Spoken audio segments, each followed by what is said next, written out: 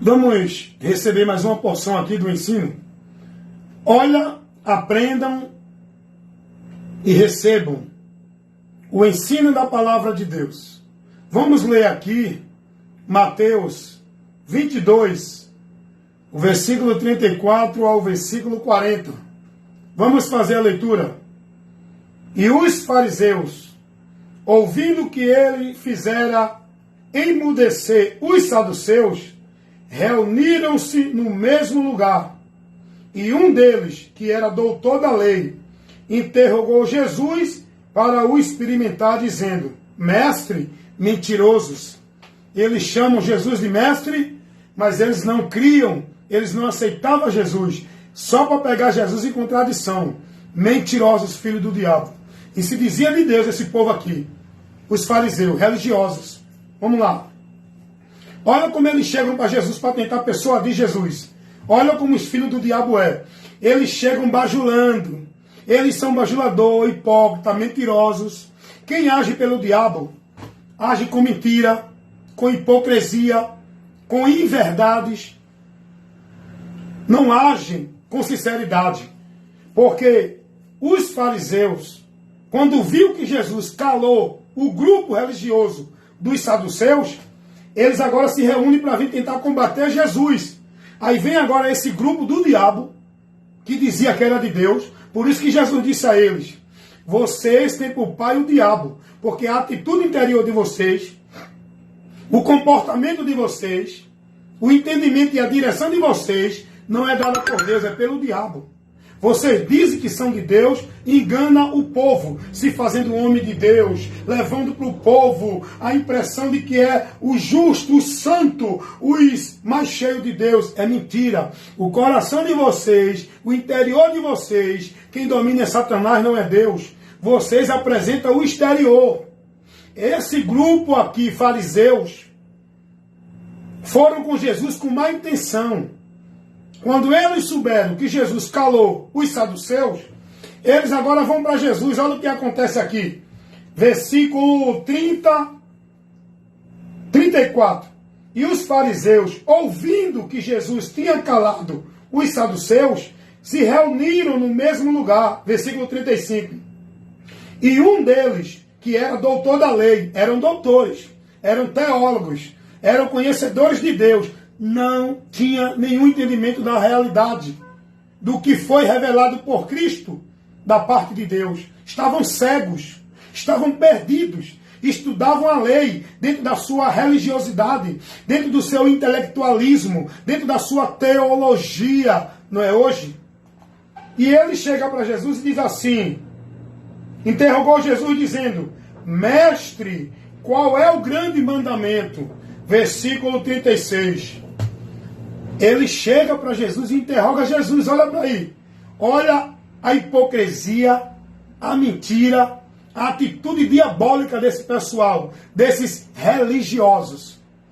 Eles não criam em Jesus, não tinham Jesus como de Deus, não acreditavam na doutrina de Cristo, mas eles chegaram a Jesus chamando Jesus de mestre, como se eles conhecessem que Jesus era mestre de Deus e estava ensinando de Deus. Eles não aceitavam isso. Mas pela mentira, o fingimento e a hipocrisia, para pegar Jesus em contradição, olha o que eles dizem. Mestre, qual é o grande mandamento da lei?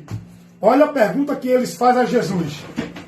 Eles queriam pegar Jesus em contradição. Eu acho que eles queriam que Jesus dissesse: o grande mandamento da lei é guardar o sábado. O grande mandamento da lei é não matar, não roubar, não fumar. O grande mandamento da lei é viver dentro dos rituais, dos cerimoniais religiosos. Jesus, ele veio trazer ao homem o conhecimento para o homem servir, chegar e ser aceito por Deus. Não era por nenhum mandamento guardado que ninguém guardava. Ninguém poderia guardar os 10 mandamentos para receber a perfeição de Deus, para receber o perdão de Deus, para ser justificado. Ninguém poderia cumprir isso para chegar a Deus justificado. A lei não justificava ninguém. Diga aí, Rony. 602. Vai lá, meu amigo. Mande lá. Está aguardando. A lei não justificava ninguém. A lei não aperfeiçoava ninguém. A lei não purificava ninguém. A lei foi dada por Deus para levar o homem o conhecimento da sua transgressão, os 10 mandamentos. E as leis cerimoniais Deus estabeleceu como temporário até Cristo vir, que era temporal, o templo, sacerdote, sacrifício, guardar sábado, dias, circuncisão. Nada disso tem valor em Cristo. A partir de Cristo agora, tudo isso ficou para trás. E os fariseus, eles não viviam a lei. E ninguém poderia viver. Só que, deixa eu dizer uma coisa para você. Você que é do sistema católico, do sistema religioso evangélico, adventista do sétimo dia. Você se julga remanescente, povo fiel de Deus, que guarda a lei porque guarda o sábado. No seu entendimento, você acha que cumpre o sábado judaico, que era para os judeus? Você acha que cumpre dentro dessa religião adventista do sétimo dia? Essa instituição evangélica religiosa? Você acha que é de Deus porque observa o sábado? Deixa eu dizer uma coisa para você.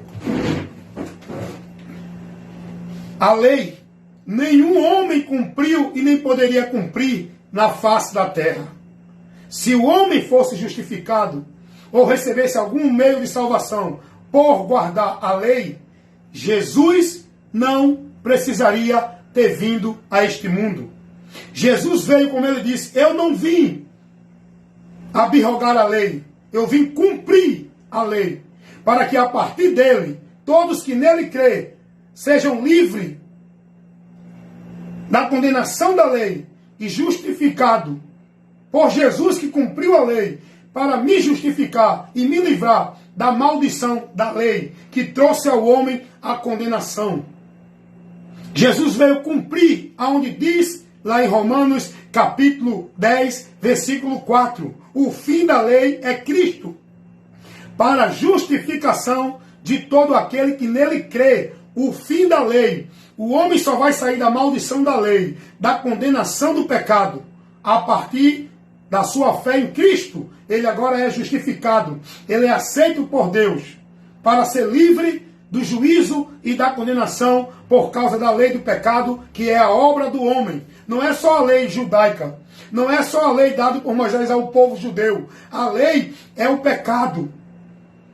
Que o homem está julgado e condenado. Jesus livra o homem da maldição da lei e do pecado. Porque ele se fez maldito por nós, cumprindo toda a exigência de Deus, recebendo o castigo que nos traz a paz, sendo ele sacrificado, morto em nosso lugar, para nos dar a vida com Deus, porque ele cumpriu a lei. E ele recebeu o castigo que nos traz a paz. A lei que o homem não poderia cumprir. E ele foi morto inocente, sem culpa e sem pecado. Por quê? Porque ele se entregou para que a partir dele, a ira de Deus que era sobre nós estivesse nele, para que por ele sejamos livres da ira de Deus que está sobre aquele que não creu em Jesus ainda. Você pode estar guardando sábado, você pode estar guardando domingo, você pode estar guardando a segunda, terça, quarta, quinta, sexta e o dia que quiser. Você pode estar na igreja A, B, C, D, E, F, G, H, qual a igreja que quiser. Você pode estar na religião que tiver. Isso não te livra da condenação do pecado. Isso não te justifica diante de Deus. Se você não crê em Jesus Cristo, dentro do que Ele fez, para que por Ele você possa chegar a Deus, se você estiver pensando que vai a Deus por esses caminhos, essas práticas, essas obras, essas obrigações religiosas e rituais, cerimoniais que você vive dentro das instituições, você continua perdido. Então Jesus aqui vai dizer a esse fariseu hipócrita que veio tentar Jesus, quando ele pergunta, qual é o mandamento? O grande mandamento da lei. Olha o que Jesus vai dizer.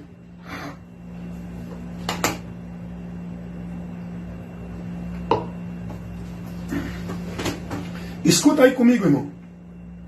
Isso é a palavra de Deus, tá? Eu estou trazendo aqui para você o que você pode não estar recebendo dentro dessas igrejas. Nesses grupos, nesses conceitos, nessas filosofias religiosas. Você pode não estar sendo instruído e formado no conhecimento dessa palavra, de Cristo. Olha o que Jesus vai dizer para esse fariseu, mestre da lei, religioso, hipócrita. Jesus vai dizer, ele pergunta a Jesus, mestre, mentiroso. Ele não considerava Jesus como mestre. Mestre, qual é o grande mandamento da lei? Olha a resposta de Jesus no versículo 37 ao versículo 39, ao versículo 40, do capítulo 22 de Mateus. Jesus vai responder ele dizendo, Jesus respondeu dizendo, amarás ao Senhor teu Deus de todo o teu coração, de todo a tua alma e de todo o teu pensamento. Esse é o primeiro e grande mandamento. E o segundo mandamento, Jesus vai dizer, é semelhante ao primeiro. O segundo mandamento é, amarás o teu próximo como a ti mesmo. Destes dois mandamentos depende toda a lei e os profetas. Desses dois mandamentos, toda a lei e os profetas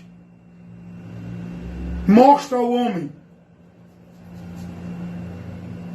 Para o homem cumprir a exigência.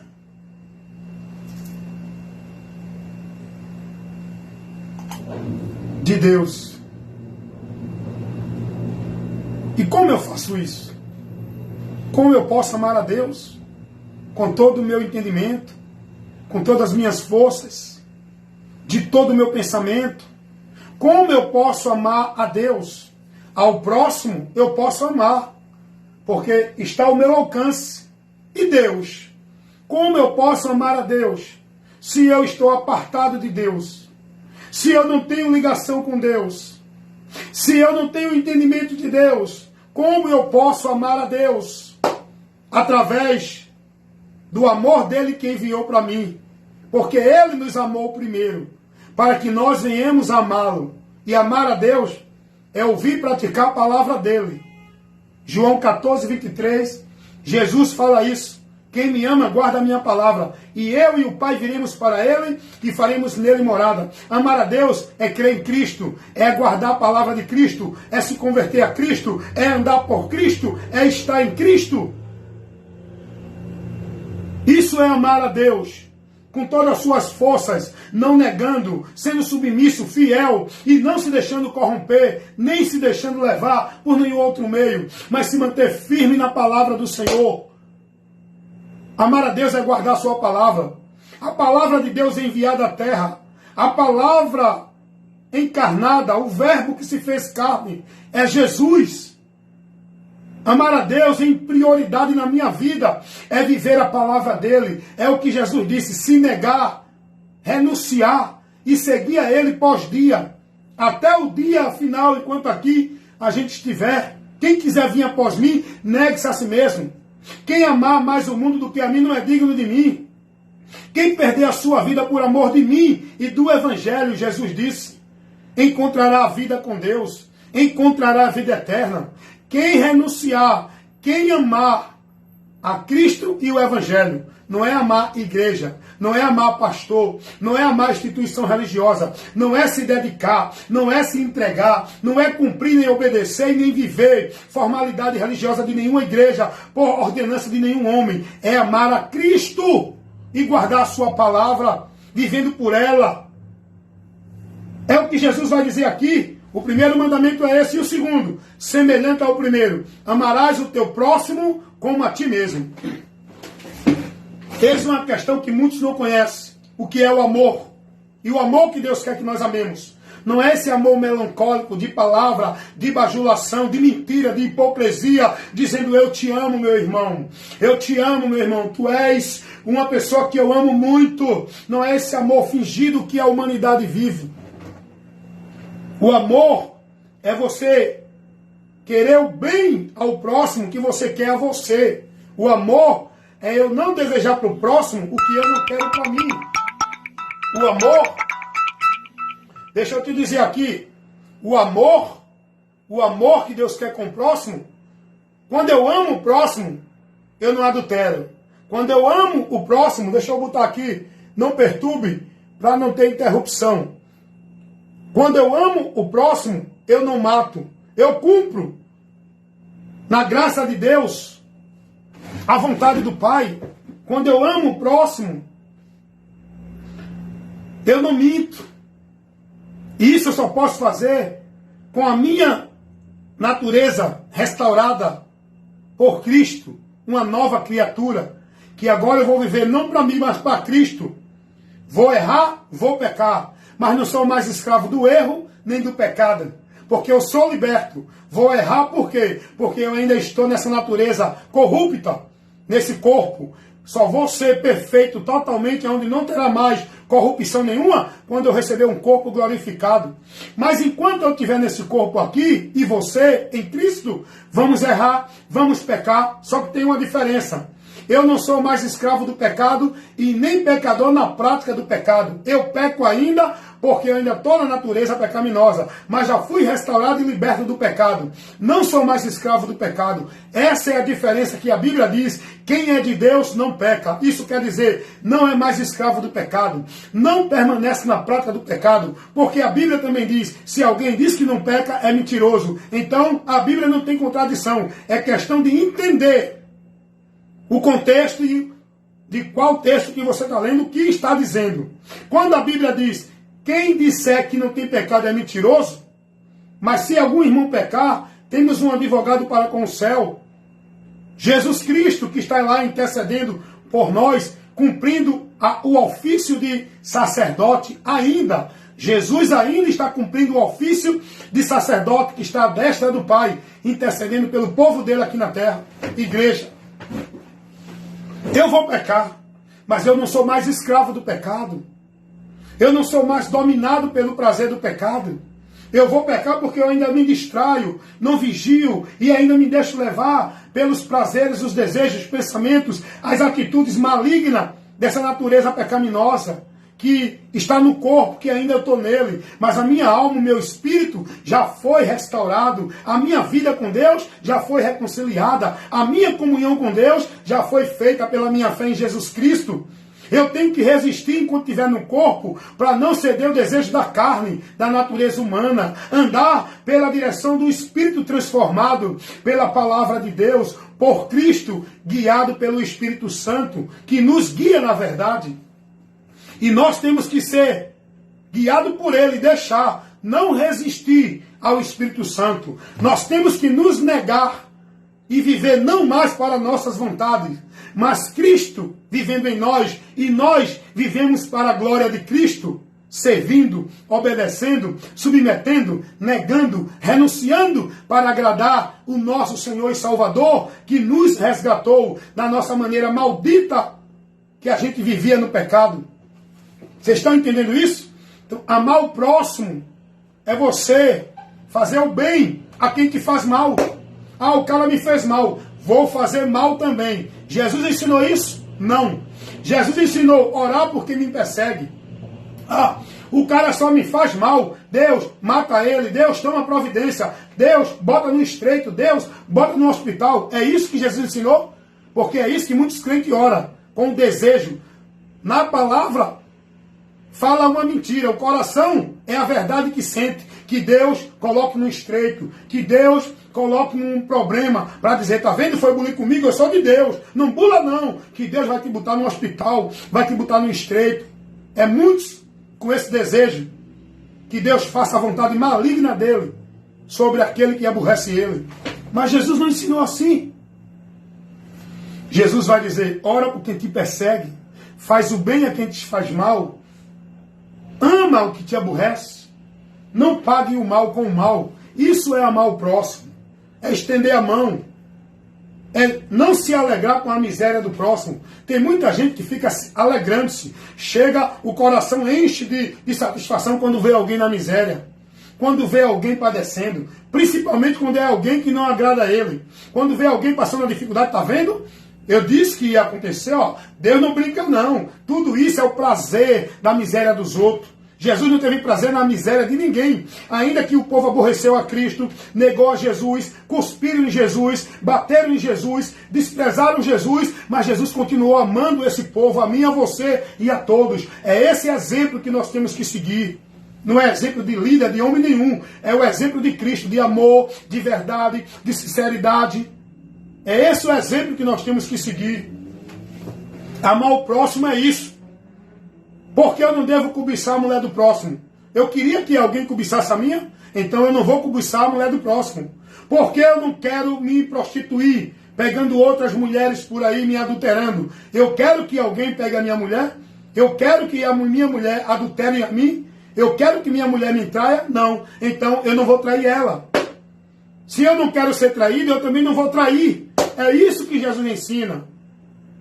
Eu quero que alguém haja comigo com fingimento, com mentira, com bajulação e não com verdade? Não. Então eu não vou agir com ninguém com mentira.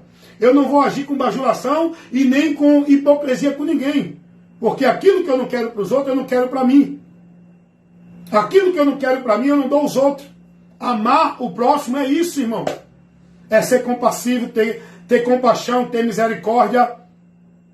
É se compadecer da miséria do próximo. É socorrer o próximo dentro da sua necessidade, dentro da sua possibilidade, dentro da sua condição. É orar pelo bem de todos. Aí o povo está aí, ó. Aí o cara está lá, fez uma coisa errada, falou uma coisa errada. Aí fica um bocado de crente que diz que é cheio de Deus, pedindo para Deus matar, para Deus enviar o juízo, para Deus destruir, para Deus botar no estreito, enquanto Jesus não ensinou isso. Vão aprender com Cristo, religiosos. Saiam da hipocrisia e vá aprender com Cristo pela palavra de Cristo. Amar o Senhor teu Deus de toda a tua alma, tuas forças, seus pensamentos e ao teu próximo como a ti mesmo. Isso que nós temos que se esforçar a viver na nossa vida interior com o nosso próximo que está no exterior. Não é uma vida de religiosidade, uma vida de prática, de devoção religiosa, de hipócritas. Uma vida hipócrita religiosa, onde o povo entende que Deus está se impressionando com essa formalidade que vive a humanidade dentro da religião. Jesus, Ele é a verdade. Jesus disse, aprendam de mim. Ele não disse, aprendam comigo. Porque aprender com, você pode aprender com qualquer pessoa. Mas nós temos que aprender de Cristo. Seja quem for que venha conosco, a nós, trazer o ensinamento, se não for de Cristo, não receba. Eu não quero saber do ensinamento de Calvino, de Armínio. Eu não quero saber do ensinamento do pastor ABC, da igreja ABC. Eu quero saber da doutrina de Cristo. Porque Jesus mandou eu aprender dele. E não com ninguém, dentro de igreja nenhuma. Aprendam de mim. Há uma diferença. Aprender dele do que aprender com ele. Porque o que Jesus ensinou foi sobre ele. A fonte do ensino é Jesus. Deu para entender? Deus abençoe a todos. Em nome de Jesus. E aqui, o ensinamento não para. Aqui, você é esclarecido, instruído com a verdade que liberta. Amém, irmãos?